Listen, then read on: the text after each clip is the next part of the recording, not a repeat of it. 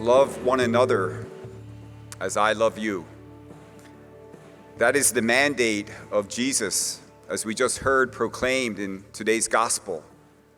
The one whose love we encounter at this Mass. And I think of three particular ways that we may be faithful to that command. Love one another. Inspire, implement, and imitate. Inspire. Today, the church honors St. Francis de Sales, who said, "We do all by love, not by force." Soon we will go forth and march for life. We will be the voices, the protectors, the intercessors for the unborn, with the conviction that all of life is sacred at every moment and at every stage. We are strong. We are steadfast in that conviction and belief. And we witness to it. But we do so as witnesses of Jesus. So we witness in truth, but always in love. That's how we truly inspire others. Implement. Faithfulness to the command to love one another cannot be just in words. It must be implemented, reflected in our actions. The sacrifices that you made to be here today is such an action. And it reflects your concern for the unborn and for their mothers and fathers. Here's another example. So proud of a young boy from my diocese. His mother told me that the family was planning his 13th birthday. And his only request was that his family and friends would not bring presents, but money. Money that he was going to donate to the local Catholic clinic that assists mothers in need and provide for their children. A young boy teaching us what the love that Jesus teaches looks like. Sacrificial, selfless, always willing to put the needs of others before our own. And imitate.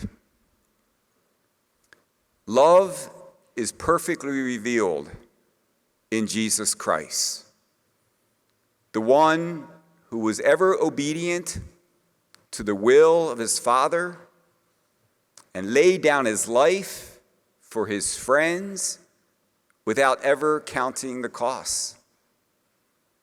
That's the sacrificial love we celebrate at this and every Mass. That's the love we're called to imitate. And sometimes there's a cost.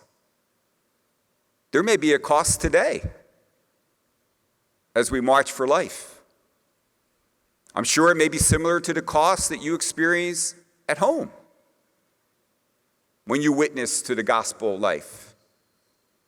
Maybe when you do, you sometimes meet ridicule, rejection, false labeling.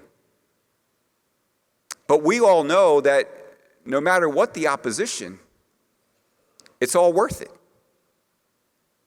if it keeps us faithful to the gospel, to Jesus, the one who promises that when we are faithful, those rewards will be greater than anything this world can give to us. We do begin this day in the perfect way possible, in prayer, with the sacrifice of this holy Mass. And my dear young friends especially, please never underestimate the power of your prayer and your witness and your service. There's many stories that illustrate that. Let me just share this one with you. It's about a young man named David.